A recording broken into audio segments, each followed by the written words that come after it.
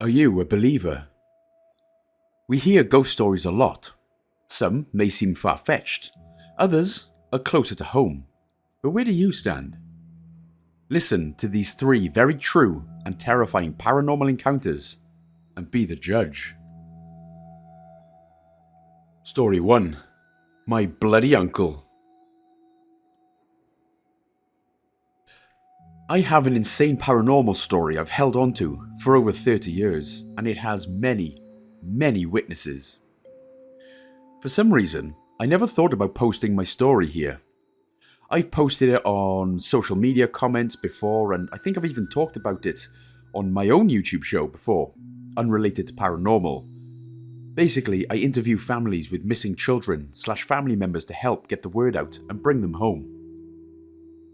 I am a very normal, simple 41-year-old guy with zero history of any mental illness apart from a little bit of anxiety. No bad medical history, drug use, etc. Obviously, I drank in my teens and 20s when I would go out to bars and stuff, but never had any bad habits or anything like that. Anyway, it started when I was 5 or 6, which would have been around 1988 to 1989. I would see what I called, quote, the bloody man, walking up and down the stairs in my house. I can't remember his face though. I'm not sure if it's because I never looked at it or he didn't have one. I just remember it would never be in the middle of the night, but more like bedtime that this would always happen. He had a bandage on his head that was bloody and a hospital gown. I remember having a feeling that I knew this wasn't right, but I wasn't scared. Not sure if it was the lack of fear was due to being told not to be scared somehow, or if I was just so young, I didn't know how to be scared. Anyway, this person I would come to learn later in my life, was my uncle. He had been beaten in the head with a baseball bat, came home, brain swelled in his sleep, and was taken to the hospital by the family in the morning, where he died several days later.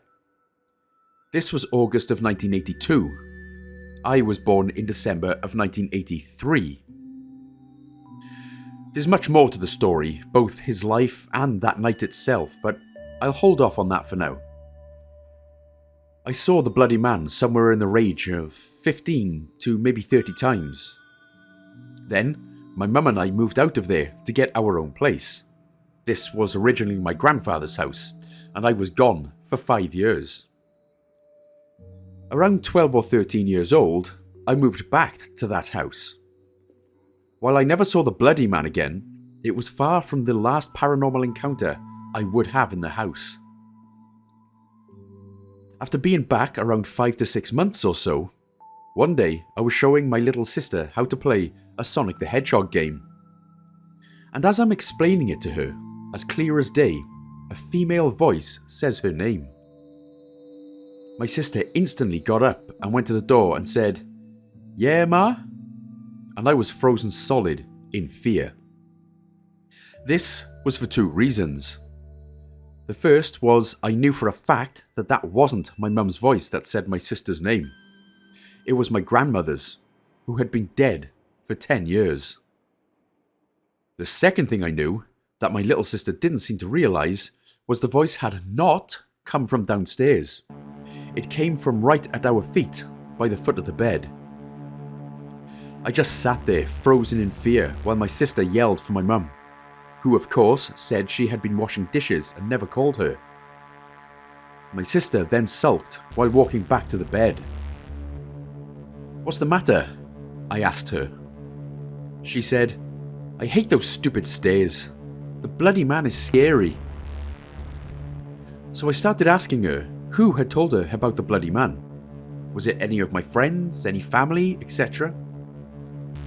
She was in shock that I knew who the bloody man was and was crying for me to believe her that she really sees him, and none of my friends had spilled a secret to her. She was only about 5 at this time, the same age I used to see him. The next part of this story involves all of my friends. Every sleepover after hearing my grandmother's voice, my bedroom door started shaking. Thinking it might be my stepfather, we would open it as it was shaking, and no one would be standing there. Upon realizing this, the shaking would terrify us, so every sleepover for about a year, the door would shake and these horrible claw-like scratching sounds would go down to the door. My friends and I would fight to hide in the corner on the bed while it would happen. So, if you're keeping count, that's me and my sister who both saw the bloody man and heard the female voice, and 3 of my friends who witnessed the shaking and clawing at the door. 5 people. But believe it or not, the last part of the story gets even crazier. We sold the house and moved a couple of cities over about a year later. One thing I forgot to mention is the reason I moved back at 12 or 13 is my grandfather had a bunch of mini strokes and was in a wheelchair, so my mum moved back in to take care of him. Well, after we moved away, I told my mum it surprised me that she sold her childhood house, and she talked about all the bad memories she had there that had replaced the good. And then, she said, plus Grampy started creeping me out towards the end.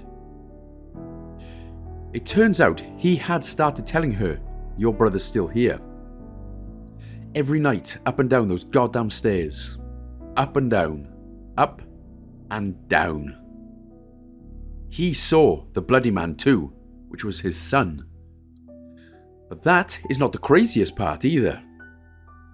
About 7 to 8 years after selling the house, the guy that bought it saw my uncle in a gym, and B lined it towards him, demanding to know, what the hell is in that house? He, his wife, and 2 of his kids kept seeing Uncle around the house. I made it a point to walk by the house to try to catch someone coming out once I heard the gym story, and one day, I caught the youngest son leaving. I introduced myself and asked him about what they saw, and he said he was too young at the time, but his mum, dad, and 2 brothers would always see my uncle behind them in mirrors in the house. They got rid of the mirrors and it stopped, he said. I don't quite understand that part because mirrors had nothing to do with it for me, but still, that's 3 people in my family, 3 friends, and 4 people of a different family that essentially saw the same thing, or heard it. I'd give anything to learn exactly what the heck went on in that house all those years. Anyways, that's my story. Story 2. Cemetery Thrill to Chill. This is a true story. These paranormal incidents were witnessed by myself in person. Places and names will be non-fictional. I would like to begin with a little backstory. I was born and grew up on the southernmost part of England. If you do a little research on the internet, you will find that there are many hauntings and paranormal activities happening on the coastal areas of the United Kingdom. When I was a child, I had witnessed many paranormal experiences. From seeing shadow people and feeling ominous presences when parents were absent from the home, to hearing voices in the walls, even though we were living in a detached house. However, the more recent experiences changed my life forever. Fast forward many years, I am now living in the Midlands. College has just ended. None of my friends had decided to get summer jobs and were becoming increasingly bored. I suggested we do something that I used to do in my childhood. My childhood home was across the road from a cemetery. At night, we would sneak out of the house, jump the wall, and explore the cemetery, daring each other to traverse deeper. My friends thought it was a great idea, and we decided that we would go explore a cemetery this very night. Obviously, we are not the sharpest tools in the shed. There are 4 of us in our group of friends. However, the worst paranormal experience was with a friend who I will name Daniel. Daniel picked me up from home, and we met up with the rest of the group around 11 PM. They were already waiting at the entrance of the cemetery. I could already see the apprehension in their faces though. Maybe this was a bad idea. I mean, it most definitely was. We probably spent less than an hour there before we experienced something chilling. We were walking and exploring the cemetery. Our aim was to jump the gate at one end and exit at the other end. I noticed that we were not our usual loud, chatty selves. We were almost immediately on edge. We all felt the same heightened sensation. However, we continued walking and jumping at any little movement we would see or imagined. As you all may know, your mind can play tricks on you in the dark. Some time into the walk, I hear what sounded like a young woman singing or humming. It sent chills and shivers down my spine. Even now as I tell it, I feel the chills travelling down my spine and my hairs standing on end. I tried to ignore it, as not to freak out my friends. It was too late though. Daniel heard it too. He told us to be quiet, in a hushed voice. "Do any of you hear that?" he said. By now, we are all hearing this humming, singing sound. One of my friends didn't even say anything. He just turned around and ran back to the entrance of the cemetery. We all followed suit. We jumped into our cars and headed straight to the city, where it was bright with the city lights. We surely felt much more safer now. We spoke a little about what we experienced and what that singing, humming sound could have been. We then headed home shortly afterwards, and that was that for the first of the more recent experiences. We did explore more cemeteries in the coming weeks, but nothing was that noteworthy to be told. Even though the first experience scared us half to death, it was an adrenaline rush, and we were looking for the next rush. A few weeks later, and one of my friends had an idea of exploring derelict buildings. Here is where we had one of the scariest experiences. We decided to do some research on derelict buildings with paranormal histories. We found one that was local to us.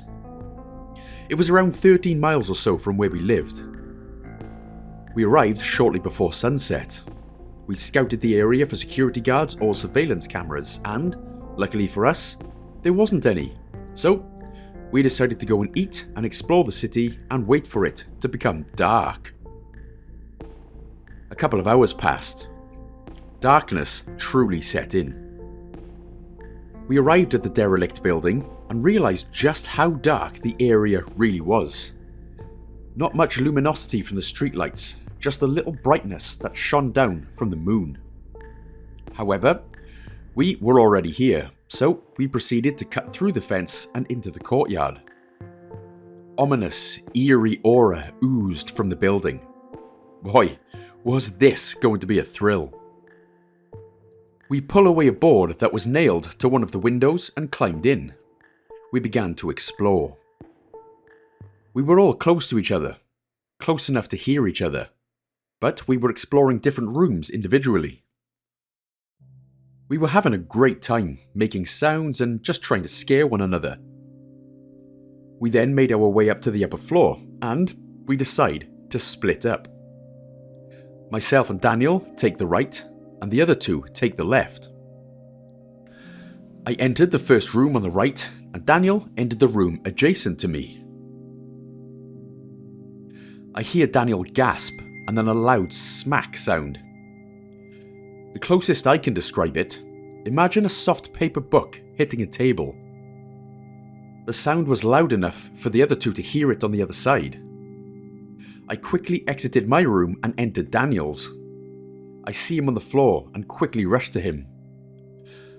I asked him if he was alright and if he was trying to just play a prank on us. He was laying on the floor, speechless. He was mumbling something but couldn't bring his words out.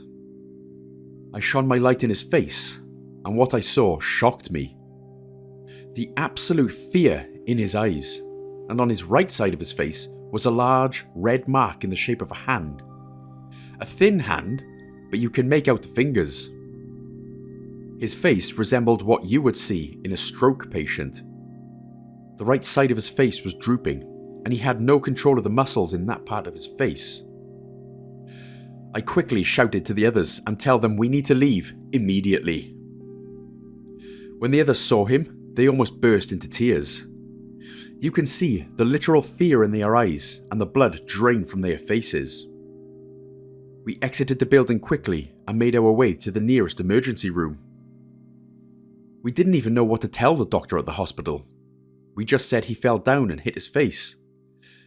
They kept him in overnight, suspecting that he did indeed have a stroke. Tests later revealed that he did not suffer a stroke. In fact, he had very healthy brain signals. They released him after a few weeks in hospital. There was nothing more they could do. He was not sick, and there was nothing there for them to treat. The doctors were baffled, and they said they had never seen anything of the kind. Fast forward 12 years to present day. Daniel's mental health has regressed significantly. His mental health is what a child's capacity is at. He has never recovered physically or mentally, or regained his speech. Because of his lack of speech, we will never know what he saw or what happened to him that night. All I can say is, we have never, ever done anything like that again. Story 3. Screaming Girl. This is the only good story in my life. Growing up, I always wanted to go on a bike ride at night. Something about it seemed really cool to me. It wasn't until I was 13 that my mum finally let me. She told me to wear my helmet, have my phone, take a flashlight, and she set the parameters for where I was allowed to go. She gave me about 4 miles, which was a lot to me. So, right after the sunset, I was off. I loved it. There were no people out walking their dogs, no kids running around, the temperature was perfect, etc. It was really fun. So fun, in fact, that I ignored the limits my mum set. You see, where I was biking was all walking paths. It was one of those grassy areas between 2 neighbourhoods. There's this long path that went at least 600 feet at a 25-degree angle. I was flying down this hill, having an absolute blast, and darted right through the parameters. My mum set these limits for a reason. Everything on the inside was close to houses and people. The outside, more specifically, the place where the path I was on led to, was barren. I rode along this path for about 10 minutes before I could only see some of the lights of the houses on the inside of the limits. After 15 minutes of riding along this dirt path, I heard singing. It sounded about 30 to 40 feet in front of me. I stopped riding to hear it better. It was a woman's voice. She was singing Eleanor Rigby by the Beatles. But she wasn't just singing the words, just the melody of the vocals. Her voice was strange. You know how when you have phlegm in your throat, your voice gets all scratchy? That's what her voice sounded like. I inch forward to try and see her. I get close enough to see the silhouette of hair bouncing up and down, like she was headbanging. I decided to get my flashlight out. I'm thinking that maybe this person is in need of help or something. Or maybe this is an insane person and the light will scare them away. So, I took the flashlight out of my pocket, pointed it at her, and turned it on. The moment the light hit her, she stopped moving completely. She was facing away from me. She had disgusting hair that seemed to be sticking together in clumps. Some of her hair was ripped off too. She was wearing a very oversized bright red hoodie. I was almost too scared to move. I think she was too. I conjured up as much bravery as I could and said, "Sorry," in a very "oops, this is the wrong room" kind of way. She didn't respond. I turned off the flashlight and put it back in my pocket. Just as I was turning my bike around, she screams. She screams in an awful, awful, high-pitched voice. I damn near shit myself as I throw myself back onto my bike. I hear her voice getting closer to me. I book it as fast as I can. I didn't look behind me and I didn't stop pedaling. Her screaming grew quieter and quieter until it dissolved into the howling of the wind.